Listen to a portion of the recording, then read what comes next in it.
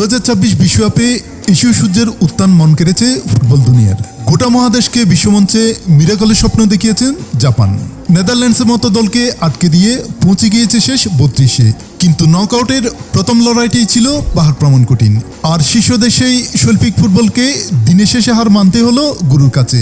বিশ্বকাপে শেষ 16-এ পৌঁছে গেল 5 বারের বিশ্ব চ্যাম্পিয়নরা। কার্লো আনচেলত্তির দল ছিটকে যাওয়াটাই এখানে হতো সবচেয়ে বড় ঘটনা। তাই তাদের জয়ের চেয়েও সামুরাই ব্লুর শেষ পর্যন্ত লড়াই যেন বেশি করে মনে রাখবেন দর্শকরা। জাপানে ফুটবলের অগ্রগতি নেপথ্যে বিরাট অবদান ব্রাজিলের।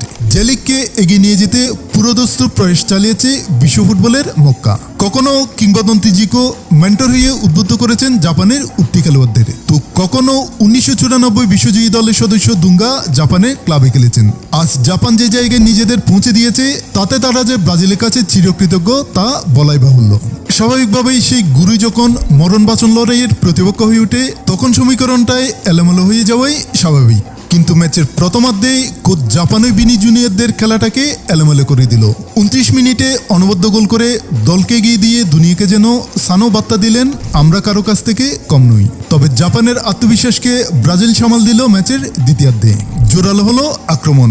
56 মিনিটে ক্যাসিমিরোর নিখুঁত হেডে সমতায় ফেরে ব্রাজিল। আর ইনজুরি টাইমে শেষ লগ্নে গোটা স্টেডিয়াম যখন ধরে নিয়েছে ম্যাচ গড়াবে এক্সট্রা টাইমে, ঠিক তখন এলো জয়সূচক গোল।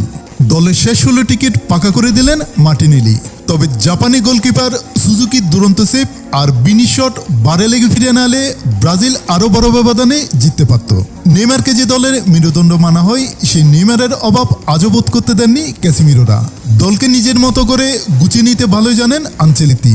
শেষ 16-ই আইভরি কোস্ট অথবা হালান্ডের নরওয়ের সাথে সাক্ষাৎ হবে সেলেসাউদের। সেখানে ব্রাজিলের পোস্টার বয় থাকেন কিনা সেটা দেখার বিষয়। তবে আপাতত সাম্বার তালে সেলিব্রেশনের মাঝেও শিষ্যের পারফরমেন্স নিশ্চিতভাবে মাথা উঁচু করে দেবে ইয়েলো ব্রিগেডের।